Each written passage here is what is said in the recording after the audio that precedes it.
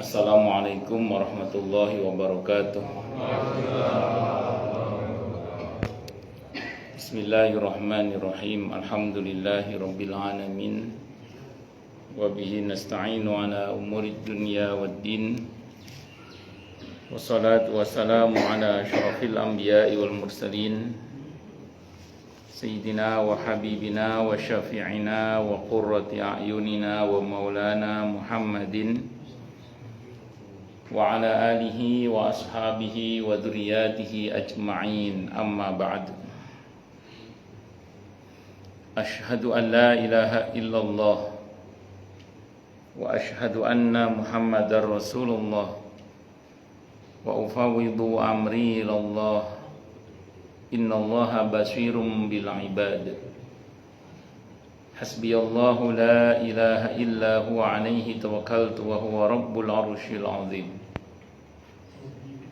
Qala Allah ta'ala fi kitabihil karim hikayatan an nabiyillahi Musa alaihi salam.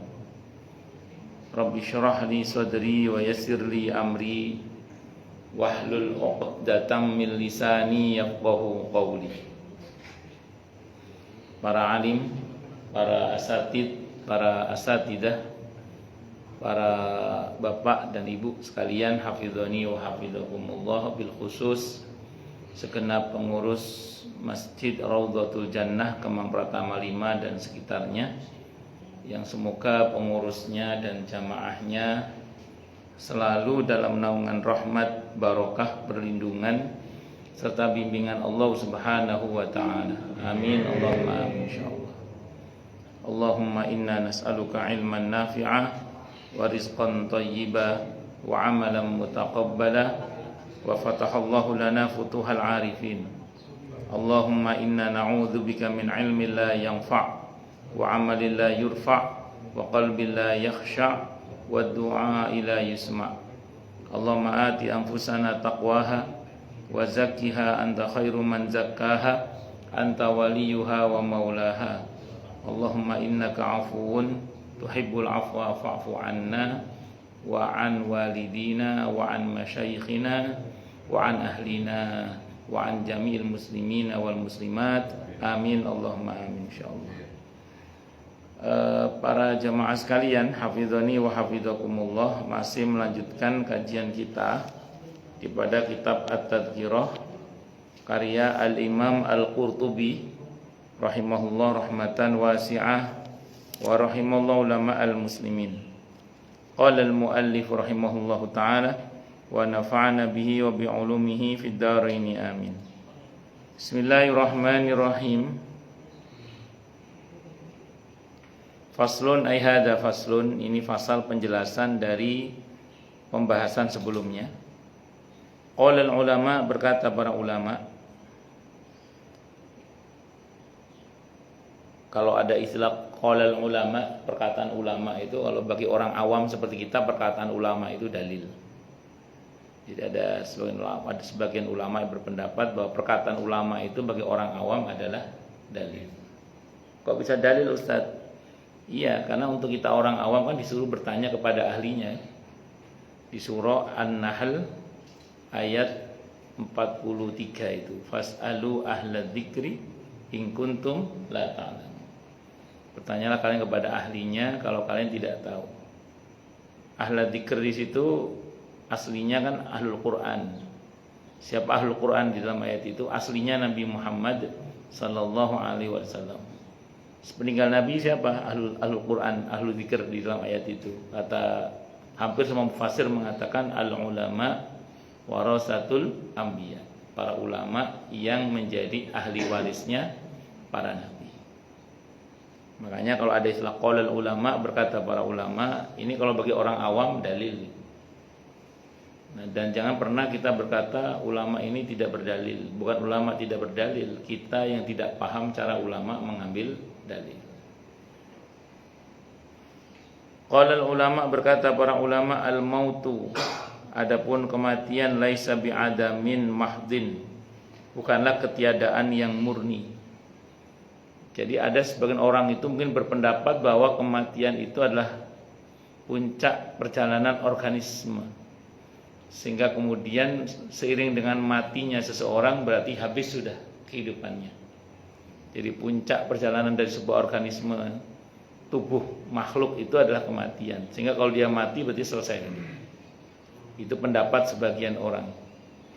Tapi tidak begitu yang diyakini oleh orang yang beriman. Orang beriman meyakini kematian itu matinya raga, tapi bukan matinya ruh. Jadi matinya raga bukan matinya ruh. Yang mati itu jasad ini. Kalau ruh tidak mati. Sehingga disebutkan dalam Al-Quran di surah Al-Mu'minun, surah ke-23 ayat 99 sampai dengan 100 itu. Hatta idza jaa ahadahumul mautu qala rabbirji'un la'alli a'malu salihan fima taraktu kalla innaha kalimatun huwa qailuha wa min waraihim barzakhun ila yaumi yub'atsun.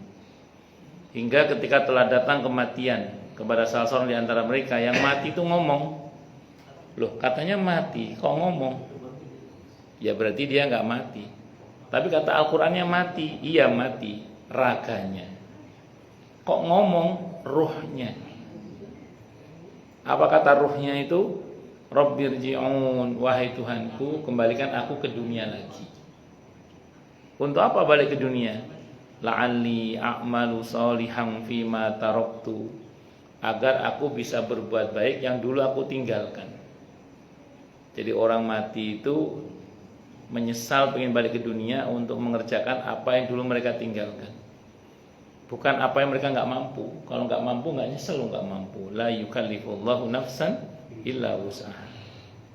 Tapi kalau dia dulu mampu tapi tidak mau, itu nyesel pengen balik ke dunia lagi. Termasuk untuk beriman kalau dia mati kafir. Kata Allah apa? Kalla, tidak boleh kata Allah. Kalau boleh pulang semua itu. Kalau boleh pulang semua. Kata Allah kalla, tidak boleh kata Allah. Innaha kalimatun huwa qailuha. Itu ucapan pasti diucapkan. Tapi penyesalan setelah mati itu percuma tak berguna. Wa min waraihim barzakh. Dan di hadapan mereka ada barzakh, dinding yang kokoh hingga batas waktu yang Allah tentukan. Nah, makanya kematian itu adalah awal perjalanan menuju ke alam berikutnya. Alam apa? Barzakh. Karena sebenarnya kita ini sekarang pun tinggal di alam yang ketiga. Setelah sebelumnya ada alam rahim, setelah sebelumnya ada alam azali. Alam azali itu alam di mana kita berupa ruh saja, belum punya raga. Kita baru punya raga itu di rahim ibu kita. Yang raga itu kita pakai sampai sekarang. Nanti dicopot lagi, lanjut ke alam berikutnya. Badannya diparkir di kuburan, ruhnya lanjut ke alam barzakh. Allahu Akbar. Makanya kematian itu bukan ketiadaan yang murni. Kematian itu justru hancurnya raga, tapi hidupnya ruh di alam berikutnya. Bahkan permulaan kehidupan yang sebenarnya ya kematian itu justru permulaan kehidupan yang sebenarnya. Wala fana'in sorfin, dan bukan pula kehancuran yang totalitas. Jadi bukan berarti terus mati itu betul-betul wis entek. Enggak begitu. Wa innama huwa inqita'u ta'alluqir ruhi bil badan. Bahwasanya kematian itu adalah terputusnya keterkaitan antara ruh dengan badan. Jadi yang tadinya ruh itu kan awalnya kita berupa ruh saja. Ketika kita berada di alam azali itu kita berupa ruh saja tanpa fisik jasmani ini. Awal di alam azali. Dan keberadaan kita di sana itu diabadikan oleh Allah. Cuplikan dialog kita dengan Allah di surah Al-A'raf ayat 172. Alastu bi rabbikum qalu bala syahidna. Itu sebelum kita dikirim ke sulbi orang tua kita. Jadi memang aslinya kita yang roh itu. Sementara yang jasad ini hasil mengumpulkan jasad ini. Orang tua kita makan ongol-ongol, makan bakwan, makan bakso, makan soto, makan sate, makan siti, itu dikumpulkan jadi kita ini. Badan kita maksudnya. Kalau roh itu yang aslinya kita itu, yang tidak dari hasil mengumpulkan itu. Makanya para ulama menjelaskan sebenarnya roh kita itu usianya sama dari zaman Nabi Adam sampai manusia terakhir. Karena dalam kumpulan Sahih diskusi, Nabi Adam itu pernah ditampakkan kepada beliau roh keturunannya di hadapan beliau seperti koloni semut, Beliau melihat semua keturunannya itu. Berarti kita ini sebenarnya seusia dari segi rohani.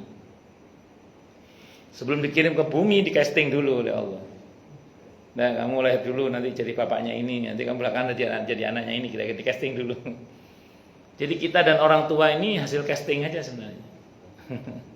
Tapi jangan nanti pulang ketemu sama orang tua, Pak, kita hasil casting Pak ya. Enggak, justru kita harus berperan dengan peran yang baik. Ketika kita menjadi anak, ya menjadi anak yang baik. Kita menjadi suami, berusaha menjadi suami yang baik. Terus gitu. Jadi secara usia kita ini sama dari segi rohani tapi dari segi jasmani itu berbeda. Nah, roh itu ketika diinstal ke dalam jasmani, dia terikat oleh sistem jasmani itu. Makanya kata para ulama, begitu roh lepas dari badan, itu dia lebih bebas. Cuma persoalannya, kemarin di badan dia ngapain aja, itu pertanyaannya. Kalau sebelumnya dia berperilaku yang baik, yang melangit gitu ya, maka justru begitu dia lepas dari badan, dia akan melangit. Tapi sebaliknya ketika di badan dia sibuk hanya dengan bumi, uplek umak kumletak di bumi itu nggak pernah ke langit. Maka begitu dia lepas dari badan, dia tidak bisa naik ke atas langit. Itu kata Ibnu Qayyim al-Jauziyah rahimahullah. Jadi kita itu setelah mati itu, pertanyaannya roh kita ini akan melangit atau membumi, tok, dan tidak pernah ke langit. Orang-orang yang orientasi hidupnya melangit, dia akan ke iliyin, dan itu tempatnya orang-orang yang bahagia. Semoga kita termasuk di dalamnya, amin. Tapi kalau kita hidup urusannya cuma perut saja, urusannya hanya perut dan yang di bawah perut itu. Apa itu? Kaki Pak maksudnya. Maka artinya orientasi hidupnya hanya bumi saja. Maka kata Ibnu Qayyim, rohnya tidak pernah melangit. Dan tempat di bumi roh itu adalah di Sijjin. Naudzubillahi minasyarri dzalik. Itu tempatnya orang-orang yang celaka. Naudzubillahi minasyarri dzalik. Makanya kita ini ditegur dalam Al-Quran ketika orientasi kita hanya duniawi ansih. Sehingga ketika ada orang berhaji, doanya Rabbana atina fid dunya, kata Allah wa ma lahu fil akhirati min khalaq. Nanti akhirat enggak dapat bagian loh kamu. Terus mbok ya Rob, kalau bahasa kita ya di ayatnya enggak ada mbok ya-nya, enggak ada, ini modifikasi aja. Tapi maksudnya kata Allah seolah-olah Allah bilang mbok ya Rabbana atina fid dunya hasanah wa fil akhirati hasanah wa qina adzabannar. Makanya kalau kita semua nih hidup kita orientasinya tidak hanya duniawi tapi ukhrawi. Bahkan kita berupaya mengukhrawikan duniawi kita. Target kita adalah perjumpaan dengan Allah. Ukurannya selalu ini Allah ridho atau tidak ridho, bukan sekedar enak atau tidak enak, tapi ukurannya Allah ridho atau tidak ridho. Kalau selalu begitu, berarti kita melangit. Kalau kita melangit, kata Ibnu Qayyim al-Jauziyah rahimahullah, potensial ketika ruh kita lepas dari badan itu akan melangit. Dan itu di iliyin, insyaallah ya. Semoga kita termasuk yang itu. Amin. Allahumma amin.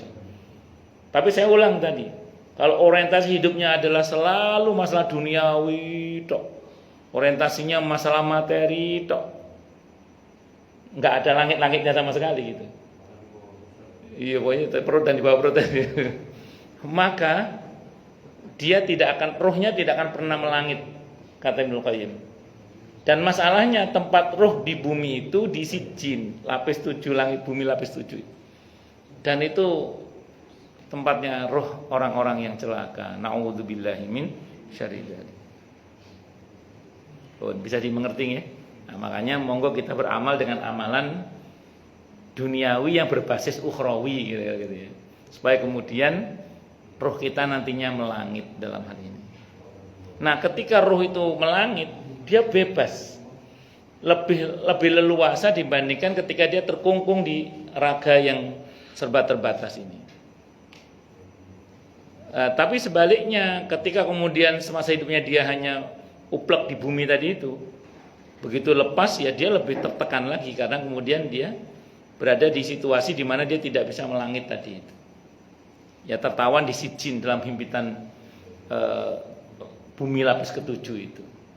Itu kalau istilah sederhananya itu monggo, ini pilihannya di tangan kita. Mau melangitkah kita atau cukup dengan yang di bumi ini.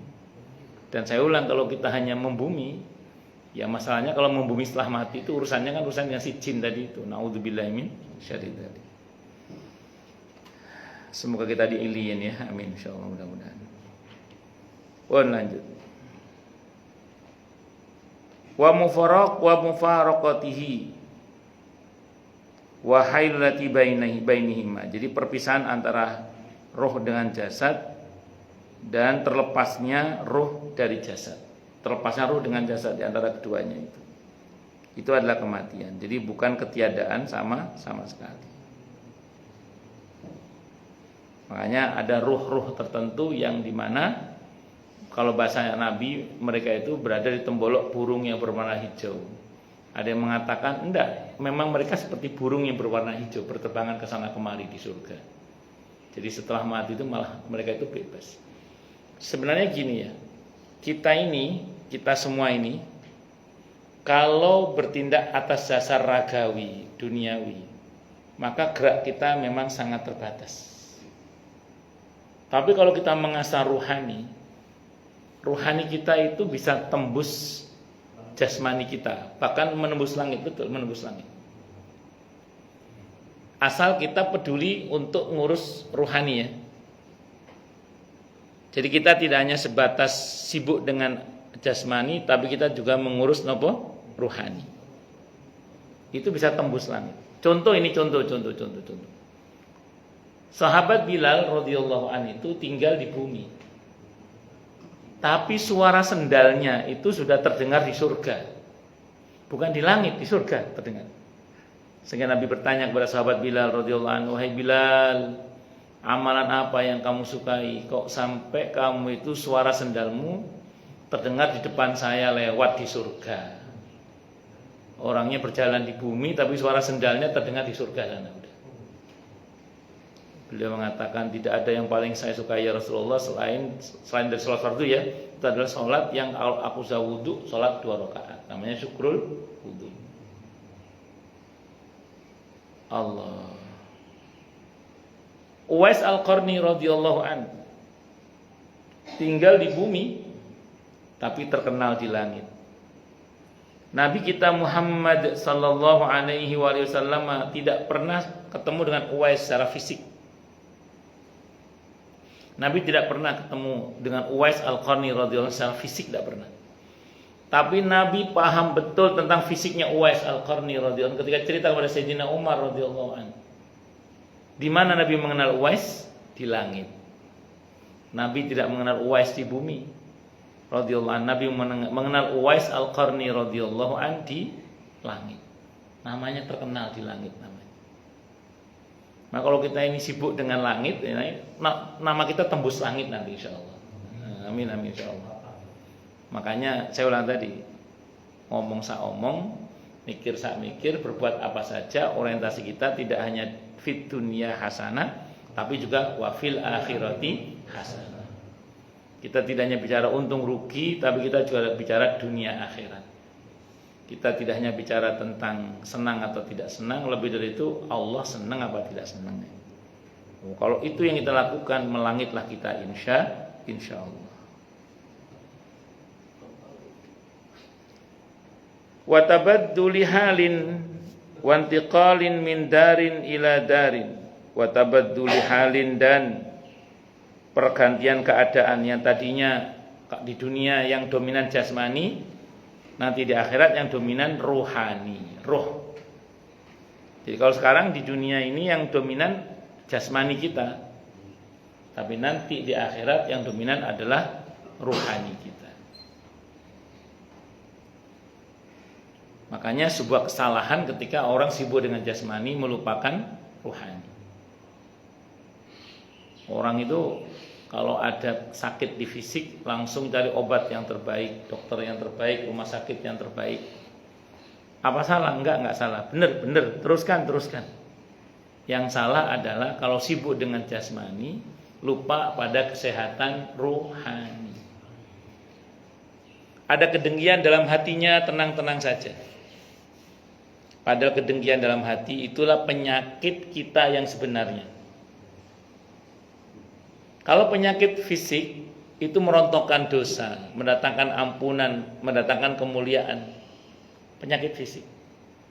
Tapi kalau penyakit rohani, kedengkian tadi misalnya, itu kehancuran. Tidak hanya dunia tapi juga akhirat.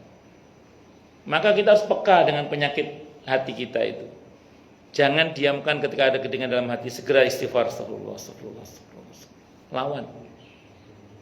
Ketika tiba-tiba muncul dalam hati kita ujub, bangga diri, sombong, merendahkan orang lain, segera sadari dengan dibersihkan, astagfirullah. Bahkan bisa jadi ada bagian dari hati kita yang perlu diopnam. Maka sebagian kita ada yang mungkin i'tikaf full, ada yang i'tikaf malam saja. Yang penting kita berusaha mengopname bagian hati kita supaya sehat. Ada yang melakukan pengobatan intensif dengan tadarus misalnya. Yang penting jangan sampai kita tidak peduli dengan kondisi rohani kita. Nah, makanya tadi kalau fisik kita peduli, rohani harus lebih peduli lagi. Karena yang sesungguhnya kita yang rohani itu, bukan yang jasmani itu. Terus kemudian wantiqalin min darin ila dar, perpindahan dari satu alam ke alam berikutnya. Dan memang kita ke depan ini lebih panjang ya. Kan alam azali, alam rahim, alam ruh, alam dunia sekarang. Setelah ini barzah, setelah itu kiamat. Setelah kiamat yaumul ba'ats, hari kebangkitan. Terus mahsyar, pembagian rapot, hisab, mizan, sirat, surga neraka. Iya, lebih panjang masih. Kenapa?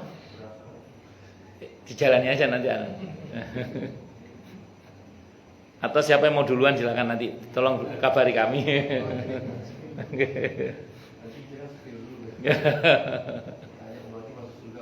Oh iya. Wis, jadi singkat kata, tapi tidak apa-apa. Kita ngomong sekarang belum siap nggak apa-apa. Nanti pada harinya siap semua kok. Karena siap nggak siap baru siap. Tetap harus jalan itu.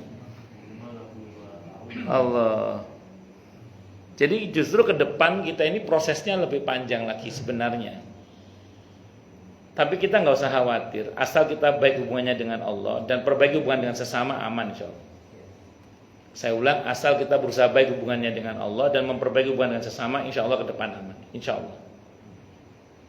Yang ruwet itu urusannya adalah kalau kita dengan pencipta kita buruk hubungannya, udah gitu banyak dolim pada sesama, udah ruwet itu urusannya. Na'udzubillahi min syarri dzalik. Kita harus baik hubungannya dengan Allah dan harus baik hubungannya dengan sesama. Bahwa kita ada kurang-kurangnya, perbanyak tobat, istighfar, minta ampun kepada Allah. Kita minta maaf dan seterusnya. Oh, namanya juga manusia. Wa huwa min a'zamil masaib, dan kematian itu adalah termasuk musibah yang paling besar.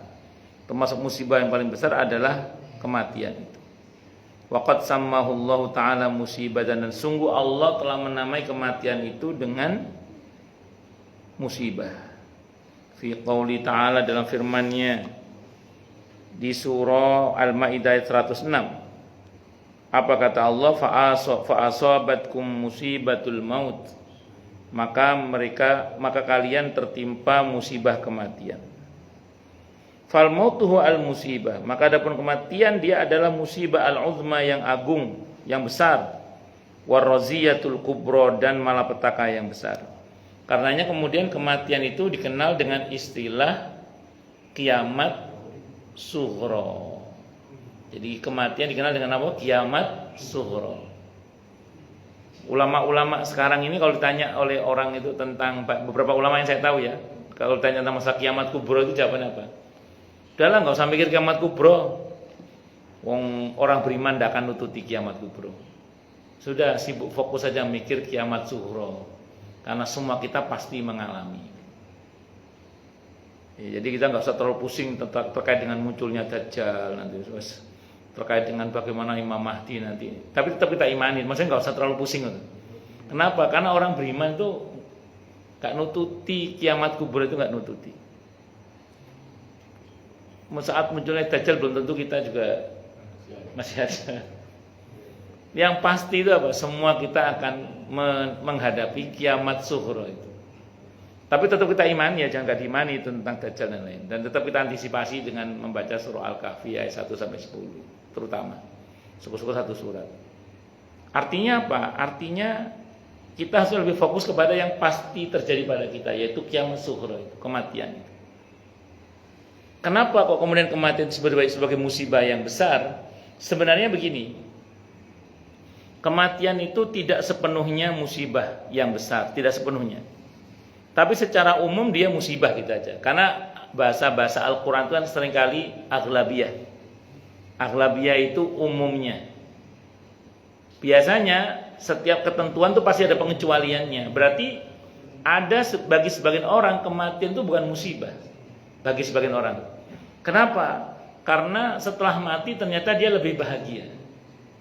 Makanya orang setelah mati itu pilihannya cuma dua. Lebih bahagia atau lebih sengsara. Itu pilihannya. Semoga kita termasuk yang lebih bahagia. Amin. Allahumma amin. Makanya saya pernah sampaikan di sini, orang itu menjelang kematiannya, kata Nabi dalam hadis Ahmad, Abi Dawud, Ibnu Majah, hadisnya sahih dari semua jalur periwayatannya. Sebelum dia mati didatangi malaikat maut, itu sudah ada malaikat pendahulu yang datang.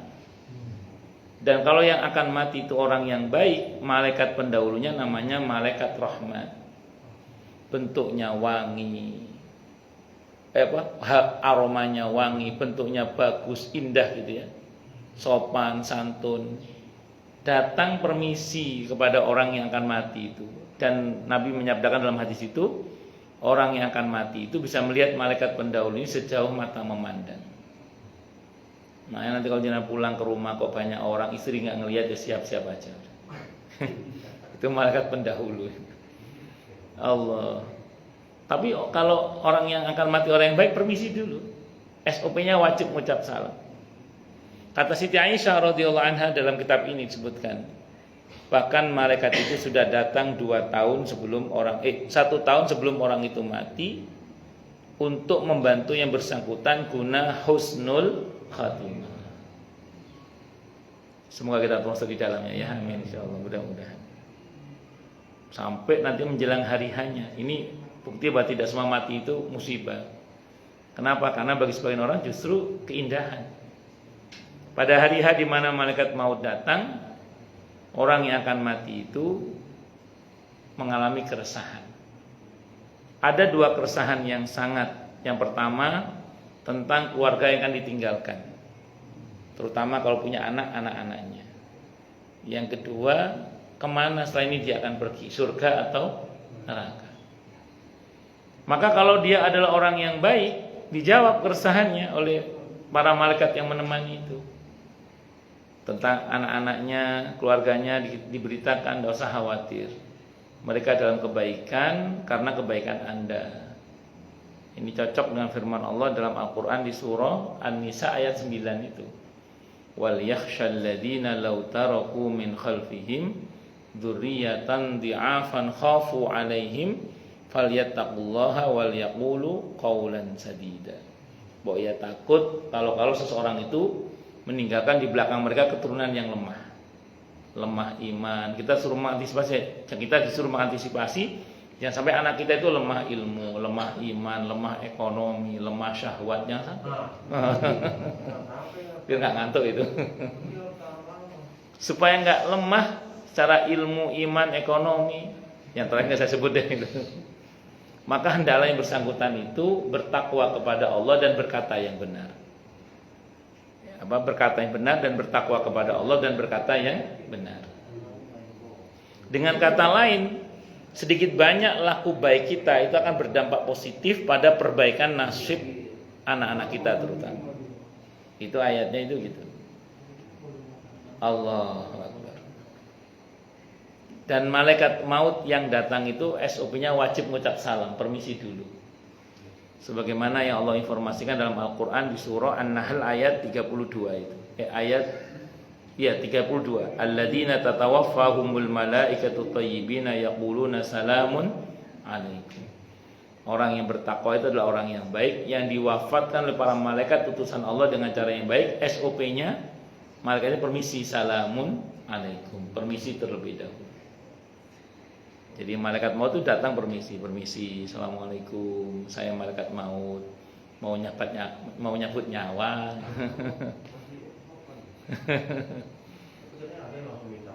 Kenapa?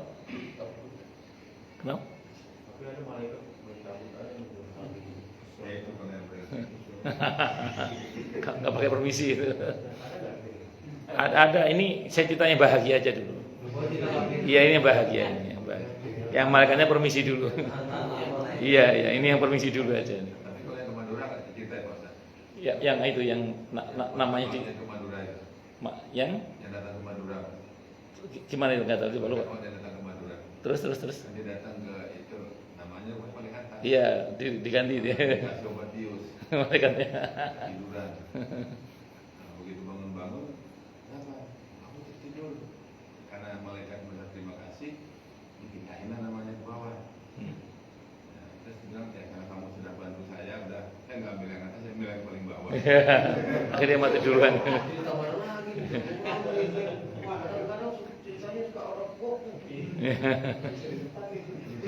Ya, itu anekdot itu.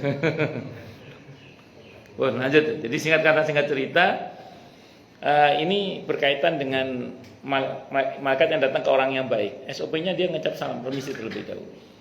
Nah, terus keresahan yang kedua muncul. Oke, anak-anak saya baik kondisinya, peninggal saya insya Allah. Pertanyaan berikutnya, setelah ini saya kemana? Surga atau neraka? Maka keresahannya dijawab lagi. Jawabannya di versi Ahmad yang saya baca hadisnya, yaitu mirip di surah Hamim masih Jeddah, surah Fusilat, surah ke-41 ayat 30 itu. Alla takhafu wa la tahzanu wa abshiru bil jannati allati kuntum tu'adun. Tidak usah takut, Anda dijamin masuk surga. Maka orang yang akan mati itu merasa seneng, bukan seneng, seneng. Saking senengnya itu. Maka mulailah dicabut nyawanya itu dari arah ubun-ubun yang ketarik dari arah kaki. Proses sakaratul maut tetap berlangsung Pak Irnen, tetap sakit juga itu kalau menurut teori. Nah, tetap sakit, tapi nanti begitu sampai di kerongkongan berhenti sejenak. Falaula idza balaghatil hulqum wa antum hina idzin tanzurun. Sampai di hulqum berhenti sebentar, orang yang mati itu ngelihat tempat tinggalnya. Kalau dia orang yang baik, dia ngelihat surga. Semoga untuk kita surga, amin. Kata para ulama, begitu ngelihat surga, tadi yang terasa sakit itu hilang semua, nggak terasa. Karena saking indahnya surga itu, ya, sampai nggak terasa. Saking apa namanya? Saking indahnya surga itu, nggak terasa. Para ulama berdalil kepada kisah Nabi Yusuf ketika sekelompok wanita bangsawan diberi buah dan pisau.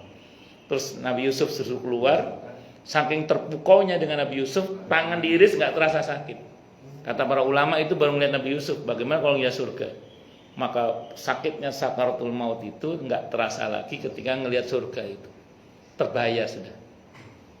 Seperti halnya ibu-ibu yang sibuk ngurus ini ngurus itu, begitu selesai semuanya plong rasanya. Kayak terbayar sudah kelelahannya itu. Karena ngelihat surga. Semoga kita termasuk yang melihat surga itu. Amin. Dan bahkan semoga saat kita meninggal, penghuni termulia surga menampakkan diri kepada kita. Siapa? Nabi Muhammad sallallahu alaihi wasallam. Amin. Allahumma amin. Insyaallah mudah-mudahan. Allah Akbar.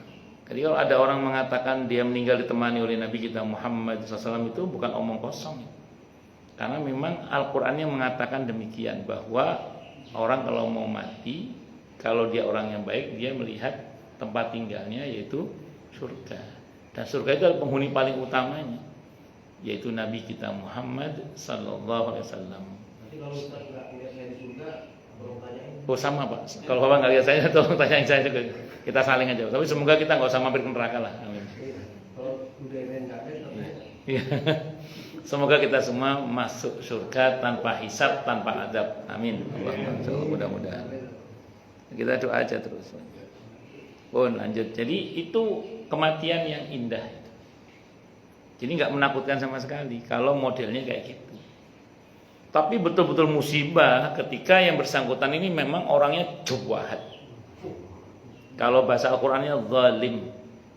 Orang yang zalim.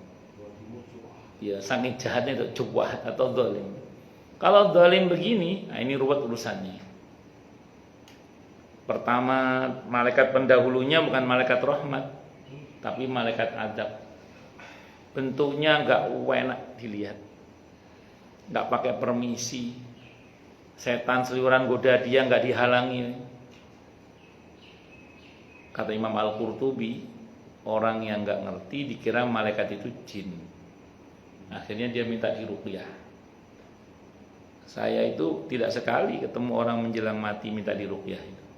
Saya ada yang ngikuti, tolong doakan saya, ada yang ngikuti saya. Orangnya serem ini macam-macam lah ngomong. Itu saya pernah tahu lah, tidak selalu ada sih, cuman saya pernah tahu ada orang yang sebelum mati itu minta diruqyah dalam pengertian kan dia merasa ada yang ngikuti. Bukan. Apa? Bukan minta ruqyah, Ustaz. Oh enggak, saya bukan ahlinya. Ada ke teman saya, Teman saya itu yang ahlinya itu, teman saya. Ya, saya kan yang dapat laporan kan dia, terus saya dengar kan.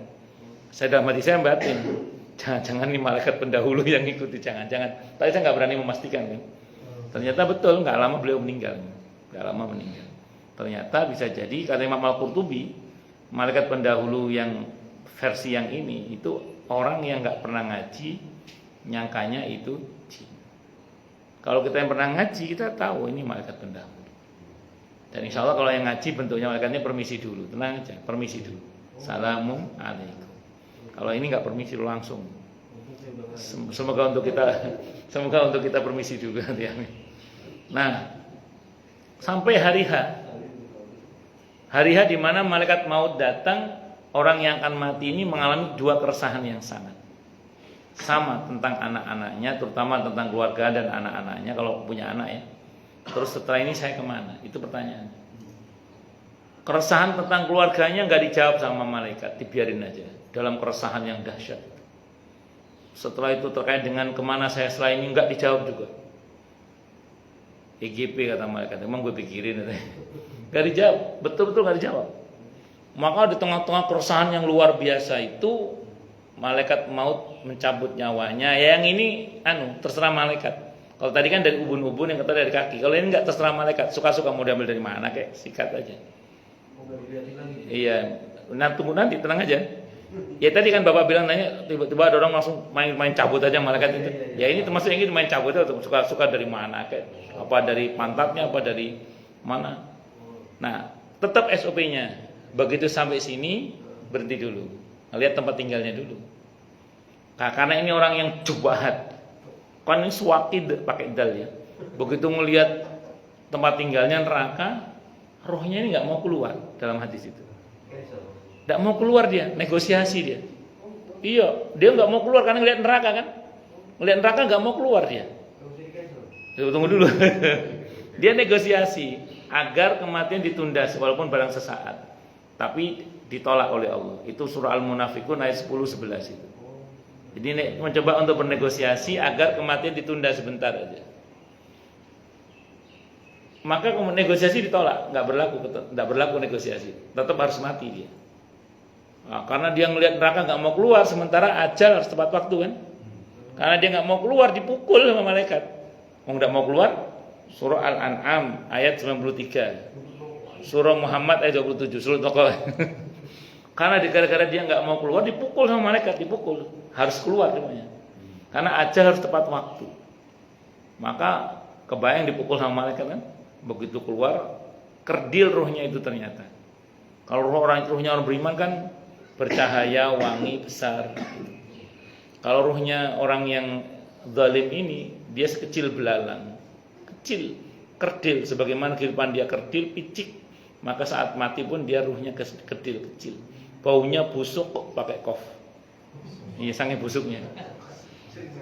Karena amalannya busuk, makanya kelakuannya busuk, maka ruhnya, aromanya busuk. Dalam perjalanan menuju ke langit itu dia dicela oleh para malaikat yang dilintasi, ini ruhnya siapa, busuk banget. Disebutlah sebutan jeleknya di dunia. Dia tukang nyopet misalnya, dia tukang ngoplos apa misalnya, apa pokoknya iya. Wah, sebutkan kejelekan dari bukan. Enggak, saya cerita, bukan saya cerita di negeri lain. Enggak, pokoknya ini ceritanya belum tobat. Kalau udah tobat lain lagi nanti. Jangan enggak semuanya begitu, enggak semuanya begitu. Ya, coba. Ya wis. Enggak semuanya begitu, enggak.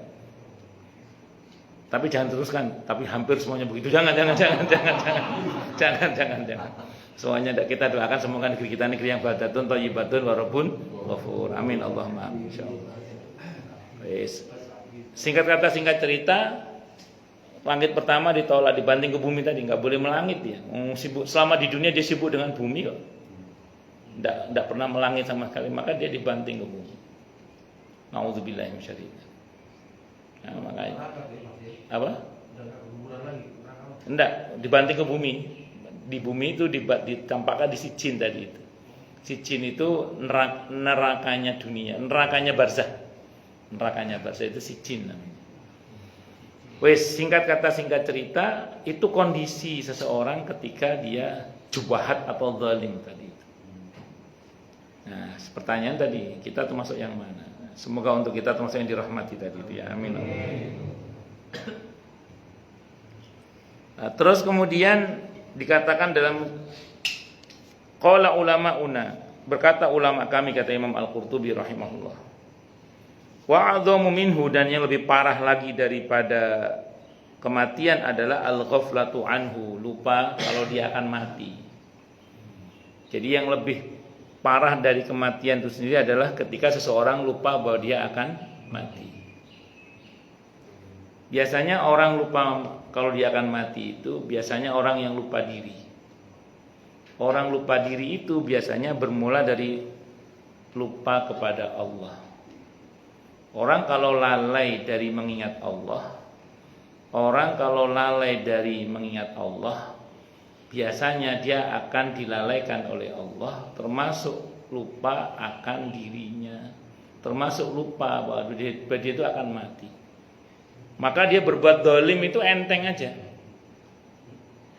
karena dia lupa bahwa dia akan mati. Makanya kan kalau kita ngeliat kelakuan orang-orang yang jubahat itu, kita ngomong apa? Orang itu kok kayak nggak akan mati aja. Karena dia ketika berbuat zalim itu dia lupa bahwa dia nanti akan mati. Dan saya ulang, orang lupa diri bahwa dia akan mati bermula dari dia lupa kepada Allah. Maka bersyukurlah kepada Allah kalau kita masih peduli ingat akan Allah, sehingga kita masih dibuat sadar bahwa kita ini adalah hamba yang pasti akan mati. Dan semua kita pasti akan menerima konsekuensi dari apa yang kita lakukan, baik maupun buruknya. Kecuali kalau kita ada taubat, itu beda bab nantinya. Mumpung kita masih hidup, ya monggo kita semua perbanyak taubat, minta ampun kepada Allah Subhanahu wa taala. Wal i'radi an dzikrihi, wal i'radu an dzikrihi, dan berpaling dari mengingat mati. Udahlah, lupa akan mati, tidak mau ingat-ingat mati. Tidak ada orang itu kalau diingat akan kematian, jawabannya mau mati aja udah, kita ngomong hidup aja lah. Padahal dalam Islam itu kalau kita ingat mati itu justru untuk membangun hidup sebenarnya. Ini rumusnya Abdullah bin Umar ya. Nah, Abdullah bin Umar itu kan diingatkan oleh Nabi agar dia bersikap di bumi ini seperti orang yang numpang lewat atau musafir. Sehingga apa pesan Abdullah bin Umar? siapa yang ingin berbuat baik di waktu pagi jangan nunggu sore. Siapa yang ingin berbuat baik di waktu sore jangan nunggu pagi. Kalau kita sederhanakan, belum tentu sore kita masih hidup, belum tentu pagi kita masih hidup. Berarti apa? Kalau kita ingat mati, harusnya kita mensegerakan kebaikan. Makanya orang kalau ingat mati itu harusnya lebih sehat harusnya. Jadi bukan terus ingat mati terus stres, sudah. Itu salah. Justru kalau ingat mati itu harus mensegerakan kebaikan. Ingin berbuat baik itu disegerakan. Kenapa? Karena belum tentu nanti saya masih hidup. Gitu. Mau berbuat baik kepada istri, berbuat baik segera dengan istri. Mau berbuat baik kepada suami, berbuat baik kepada suami segera. Jangan sampai ditunda-tunda, takutnya ini terlambat, keburu mati duluan. Oh iya, gitu ya. Mau berbakti pada orang tua, jangan nunggu nanti, segera. Mau berbuat baik kepada anak, jangan nunggu nanti, segera. Mau berbuat baik pada sesama, segera. Kenapa? Takut keburu mati. Nah, jadi mensegerakan kebaikan. Ya, makanya saya ulang, orang kalau ingat mati harusnya dia akan bersegera dalam kebaikan. Mumpung masih hidup. Kalau sudah mati, wassalam. Itu seperti itu. Waqillatut tafakuri fihi, dan sedikitnya mikir tentang kematian. Ini termasuk musibah yang paling besar kata para ulama. Wa tarkul amali lahu, dan meninggalkan amal untuk persiapan menghadapi mati. Itu termasuk musibah ini. Makanya kalau kita di samping investasi duniawi, kita juga investasi ukhrawi. Bersyukurlah pada Allah, berarti kita peduli dengan kehidupan akhirat kita. Silakan investasi duniawi, tapi jangan lupa investasi ukhrawi. Ya. Tapi kita mengukhrawikan potensi duniawi kita. Wa inna fihi wahdahu la'ibratan liman ya'tabara wa fikratan liman tafakkara. Dan memang sesungguhnya di dalam kematian itu sejatinya terdapat pelajaran bagi siapapun yang mau mengambil pelajaran, dan pemikiran bagi siapapun yang mau mengambil perenungan dalam hal ini. Perenungan bagi yang mau merenung dalam hal ini. Ada banyak hal yang bisa kita ambil pelajaran dari kematian itu. Makanya ada yang mengatakan nasihat bisu itu kematian itu. Kalau hari ini kita mendengar si fulan mati, bisa jadi besok kita yang diumumkan. Iya, itu nasihat. Nah, dulu itu ada orang namanya Pak Yasin, setiap kali ada suara beliau pasti itu ada yang mati. Assalamualaikum warahmatullahi wabarakatuh. Begitu ada suara Pak Yasin, orang udah ngomong, wah ini ada yang mati berarti. Inna lillahi wa inna ilaihi raji'un. Nah, suatu saat ada pengumuman pengertian, kok bukan Pak Yasin yang ngomongkan, ternyata Pak Yasin yang mati. Itu ada begitu itu. Allahu Akbar.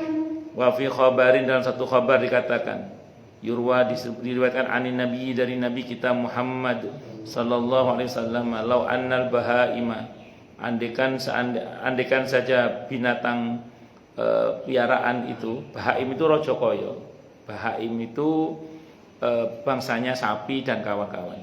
Andekan bahaim itu bukan bahaim ya, bahaim binatang rojo koyo tadi, ta'lamu, dia mengetahui, minal mauti, dari kematian, ma ta'lamuna, sebagaimana yang kalian ketahui, ma'akaltum minha saminan, maka tidaklah kalian bisa makan binatang yang gemuk. Untungnya binatang itu enggak ngerti. Kalau dia ngerti, kita enggak akan pernah makan kambing yang gemuk, sapi yang gemuk, karena semua kambing sapi stres. Karena dia ngerti tentang kematian itu. Kan kita tahu ya, ketika orang itu mati, jeritan roh itu jin dan manusia saja yang tidak bisa mendengar, yang lain bisa mendengar. Makanya terus kemudian Allah itu Nabi bilang, kalau bukan karena saya khawatir kalian tidak bisa ngurus jenazah saudara kalian, aku akan minta kepada Allah agar kalian bisa mendengarkan jeritan roh ini. Tapi aku tidak melakukannya karena takutnya nanti nggak ada yang ngurus jenazah. Iya. Nah, binatang itu dia tahu teriakan orang yang mati itu, tapi dia nggak paham.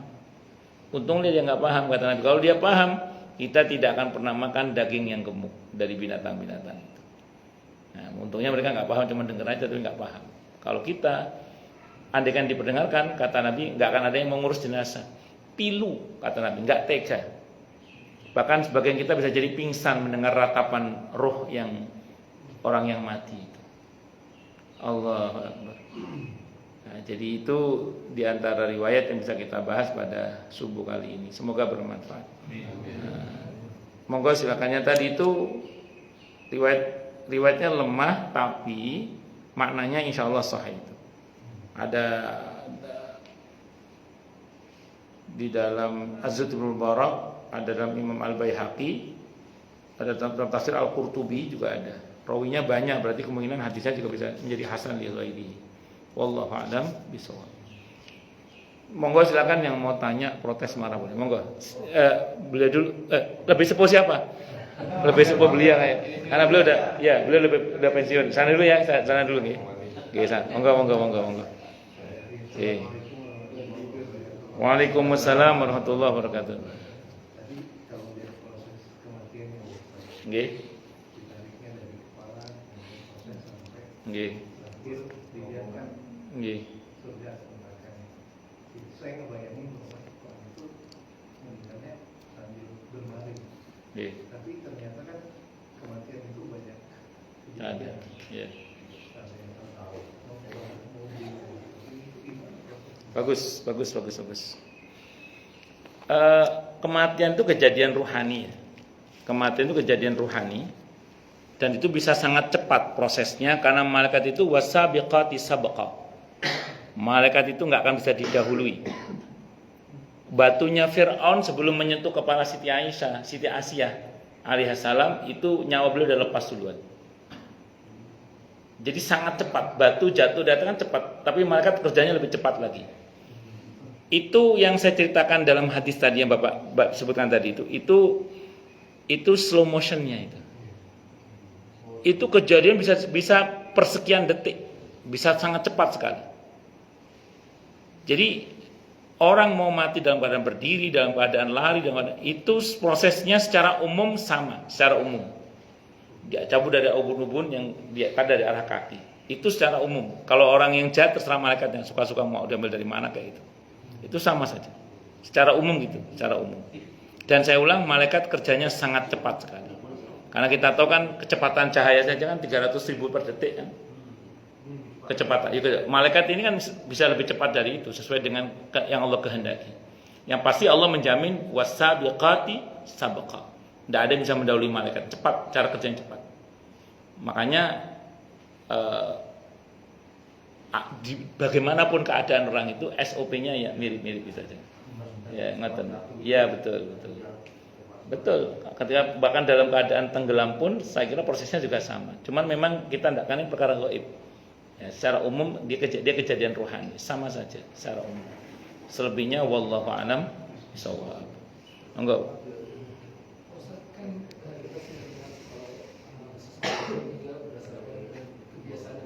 Iya.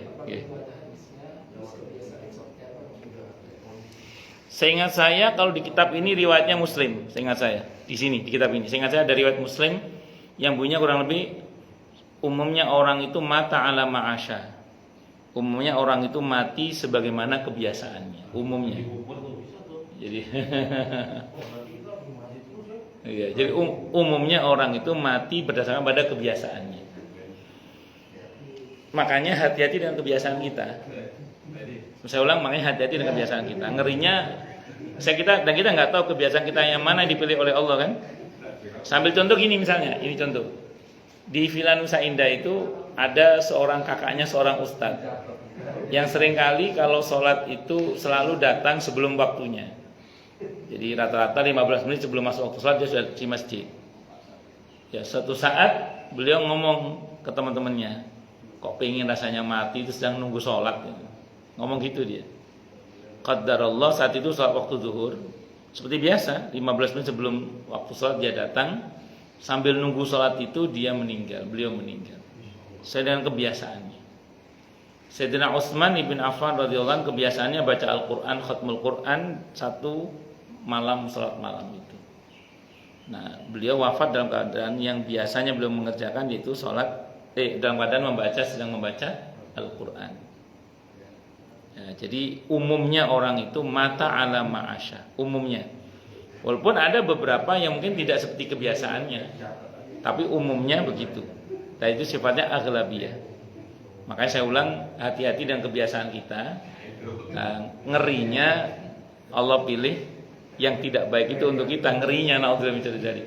Makanya segera hentikan kebiasaan yang tidak baik, atau segera susul dengan aneka kebaikan yang lebih dominan. Semoga itu, saya kira itu nih. Allah a'lam. Monggo.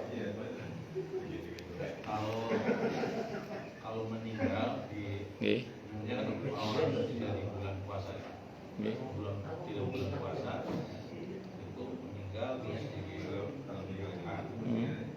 langkah malaikat datang. Nah, kalau bulan puasa itu yang saya pernah dengar itu ditunda gitu. Saya nggak tahu. Itu apa enggak?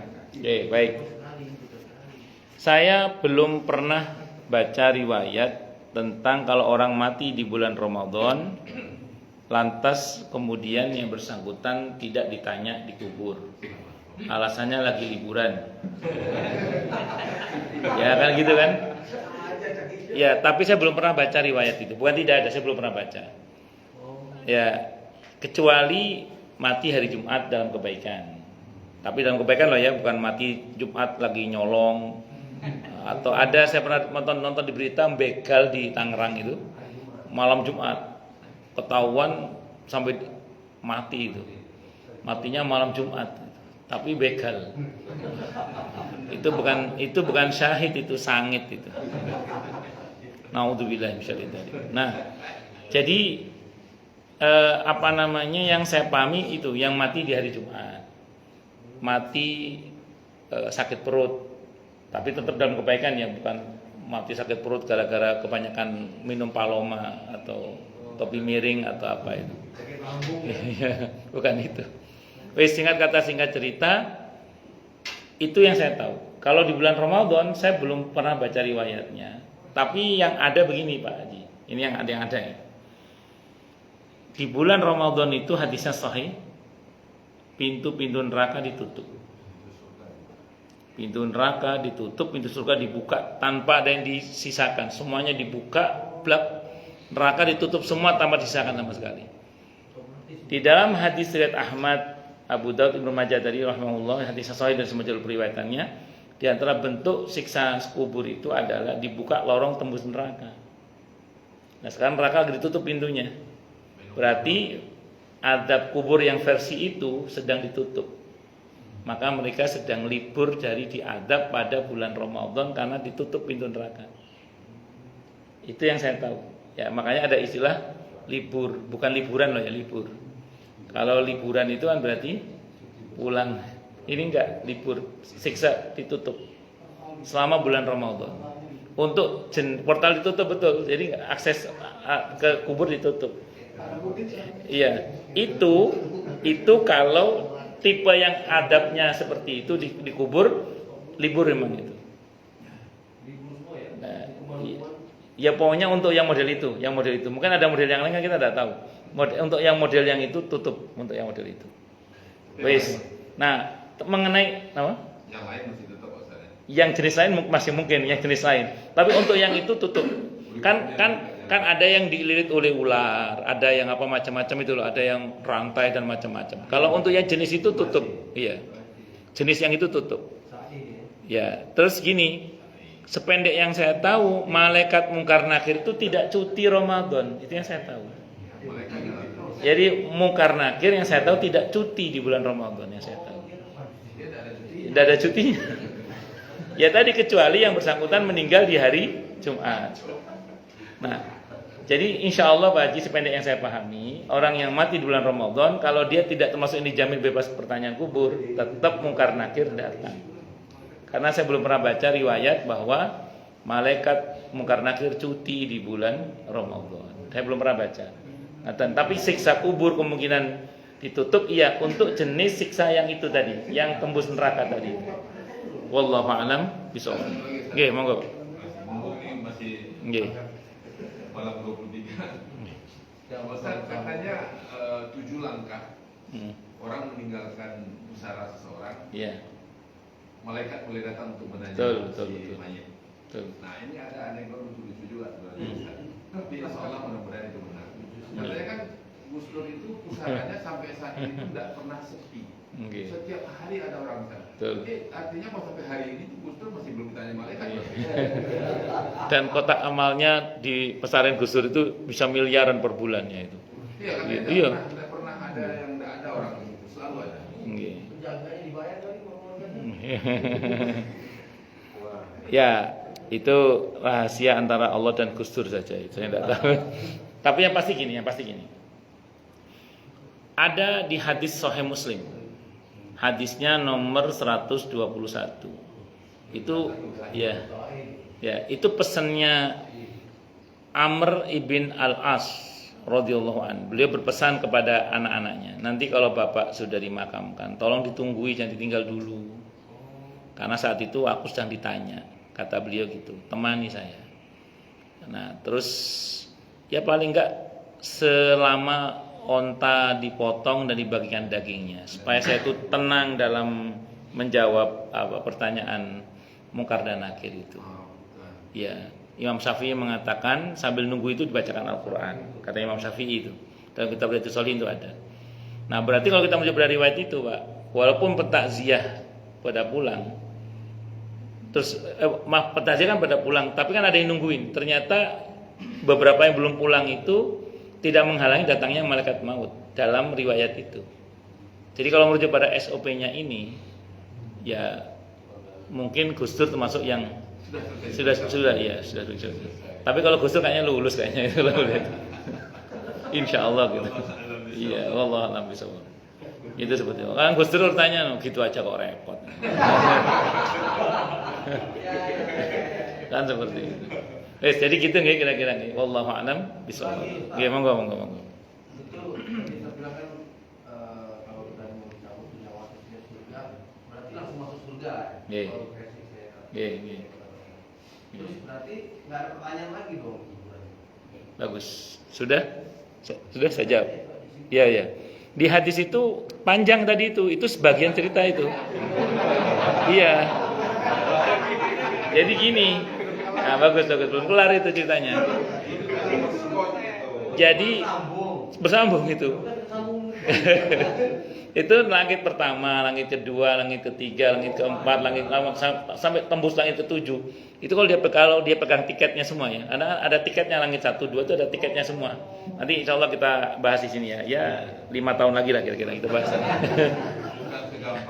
Iya, ada tiketnya itu nanti. Sampai nanti berjumpa dengan Allah. Nah, begitu berjumpa dengan Allah, karena berjumpa dengan Allah maka Allah ampuni dia. Allah terus berfirman, kata Allah, belum waktunya dia di sini, kata Allah kepada malaikat, kembalikan dia ke barzahnya. Suruh bawa pulang ke barzahnya lagi. Tapi dalam keadaan sudah diampuni oleh Allah. Begitu dia pulang ke barzahnya, kalau dia tidak termasuk yang bebas pertanyaan kubur, tetap dia akan mengalami pertanyaan kubur. Tapi karena sudah diampuni oleh Allah pasti lulus.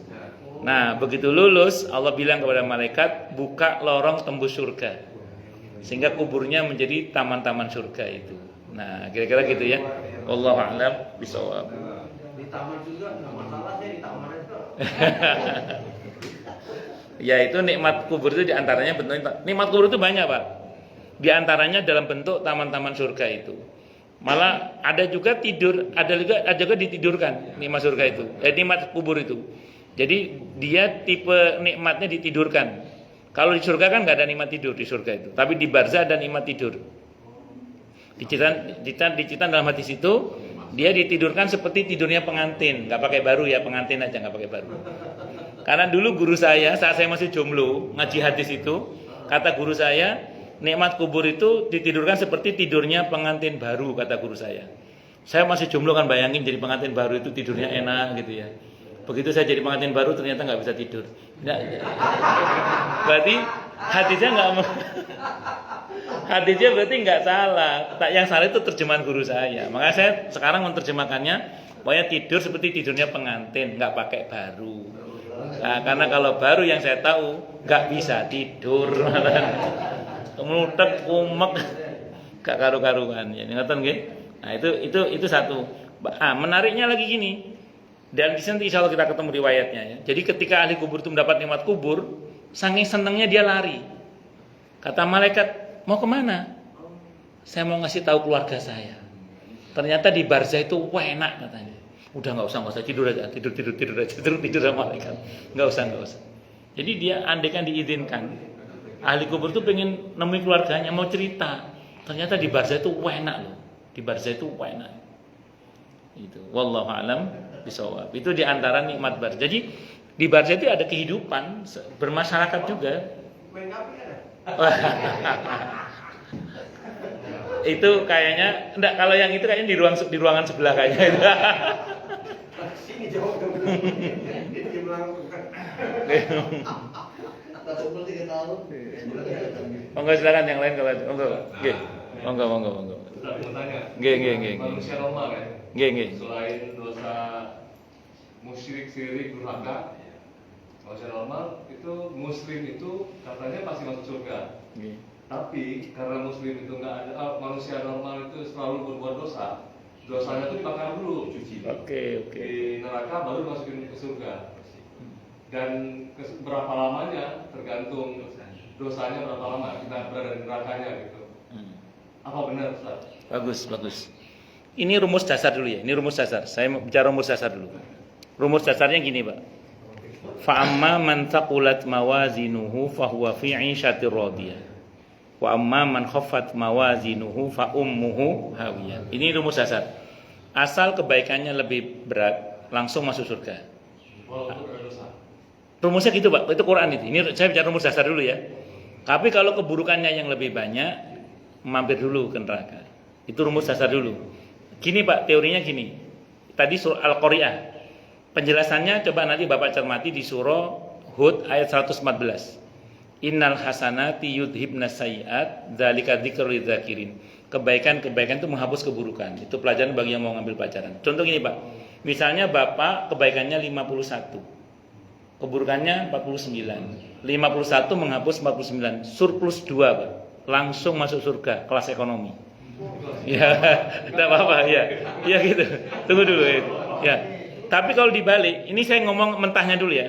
Kalau dibalik keburukannya 51, kebaikannya 49. 49 menghapus 51 minus 2, nggak bisa masuk surga, neraka dulu. Cuci dulu yang minus 2 itu.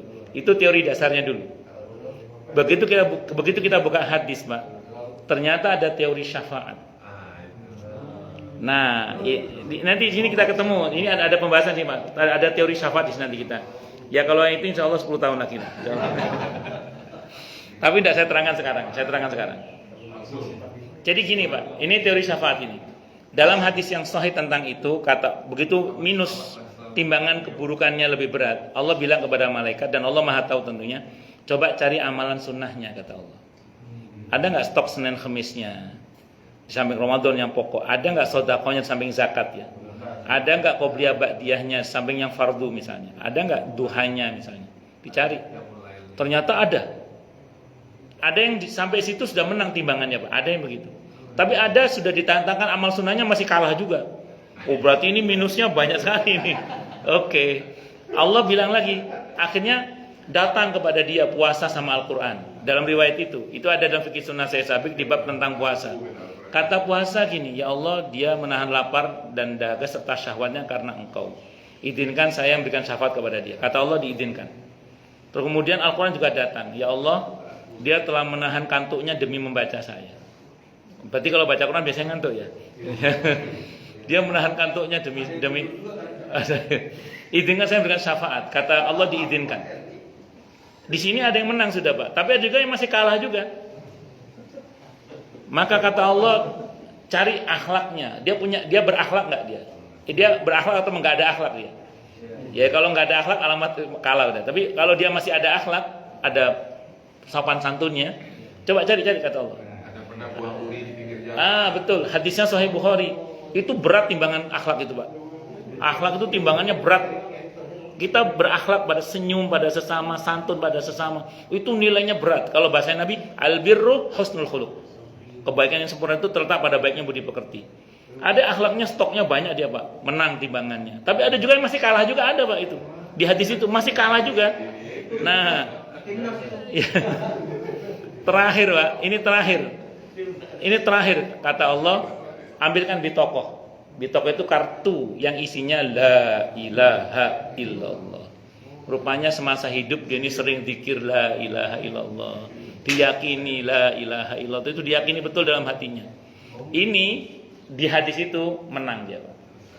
Menang, selesai, menang dia.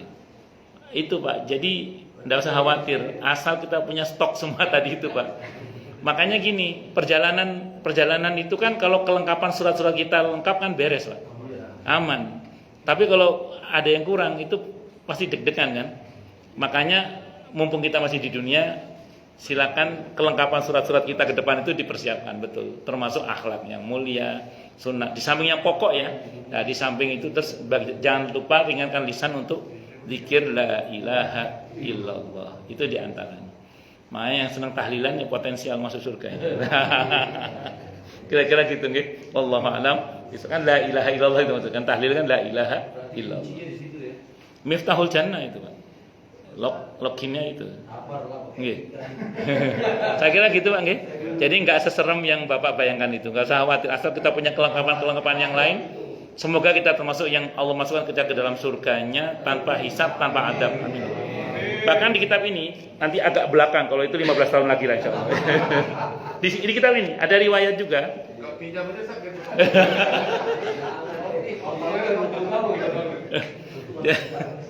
Kan ngajinya kan 2 bulan sekali soalnya, makanya kan 15 tahun lagi. Jadi gini, saya mau terangkan dulu gini aja. Di riwayat ini diterangkan gini Pak. Di riwayat ini ceritanya sudah banyak masuk surga tanpa mampir ke neraka ini. Kalau yang riwayat Ibnu Majah yang Bapak bilang cari saya nanti Ustaz, itu kan masuk neraka dulu yang itu kan. Itu masuk neraka dulu yang itu. Ini enggak, ini tanpa masuk neraka. Ini lihat kalimatnya gini. Kata dalam riwayat yang disebutkan dalam kitab ini, aukamakal, nanti orang berbaris menuju ke sirat untuk melintasi sirat. Ahli surga sama ahli neraka berbaris. Jadi couplingnya beda. Jadi rombongan. Kalau bahasa Al-Qur'an nanti wasiqal ladzina taqaw rabbahum minal jannati zumara. Yang masuk surga pakai rombongan, masuk neraka juga pakai rombongan. Rombongan itu rupanya berbaris sejajar gitu loh. Sebelah sini ahli surga, sebelah sini ahli neraka. Menarik dalam riwayat itu. Disitulah bertemu antara orang yang pernah membantu dan yang pernah dibantu. Menarik. Ternyata yang pernah membantu di barisan ahli neraka. Yang dibantu di barisan ahli surga. Ketemu, disapa oleh yang ahli surga itu. Loh, Pak, Bapak kan yang dulu bantu saya untuk berdakwah. Bapak dulu kan yang membantu saya untuk saya menghafalkan Al-Quran. Loh, Bapak yang dulu pernah bantu saya belajar di pesantren, misalnya gitu. Dulu Bapak yang sering nyumbang beras di pondok saya kan itu, misalnya gitu ya. Sehingga saya bisa belajar dengan baik. Kok Bapak di rombongan ahli neraka? Sementara saya di surga. Apa kata ahli surga itu? Ya Allah, saya masuk surga ini gara-gara bantuan dia ya Allah. Tolong ya Allah bawa dia dalam rombongan saya. Allah izinkan, tidak jadi masuk neraka, masuk surga, masuk rombongan dari surga. Banyak-banyak menolong sesama, terutama orang yang potensial kebaikannya itu produktif. Ya, kira-kira gitu ya. Wallahu a'lam bishawab. Ya. Oke, monggo siapa yang mau nanya? Oke, monggo. Oke. Iya. Nggih, monggo. Senang saya. Ya resume. 50 plus 1 itu belum otomatis dilantik ya. Iya. Masih ada bisa putaran. Masih iya bisa. Kan Pak Ustaz. Nah, kalau itu kan artinya saya menyimak. Iya, betul. Saya teringat teman saya. Saya teringat teman saya sewaktu masih SMA dulu. Saya punya teman sewaktu SMA itu, begitu guru menerangkan, kan kadang guru itu kalau guru zaman dulu, ayo coba kamu simpulkan. Teman saya itu kalau bicara pede. Dari semua penjelasan Bapak tadi, saya hanya bisa menggarisbawahi saja. Itu teman saya dulu. Ya Allah. Gitu. Ya Allah. Cukup dulu. Baik, kita tutup dengan hamdalah. Alhamdulillahirabbil alamin. Semoga kajian kita bisa bermanfaat, mubarakah fid dini wad dunya wal akhirah. untuk kita, keluarga kita, dan seluruh umat Islam semuanya. Dan mudah-mudahan kita semua dijadikan oleh Allah sebagai orang-orang yang sukses dunia akhirat, selamat dunia akhirat, bahagia dunia akhirat, dan dipermudah urusan kita oleh Allah fi dini wa dunya wal akhirah. Semoga Allah limpahkan hidayah selalu untuk kita, semoga Allah tingkatkan selalu hidayah untuk kita, dan semoga Allah berikan hidayah untuk siapapun yang melihat kita. Subhanakallahumma bihamdika asyhadu an la ilaha illa anta astaghfiruka wa atubu ilaik. Sallallahu alaihi Muhammad wa ala alihi wasallam. Saya mohon maaf. Wassalamualaikum warahmatullahi wabarakatuh.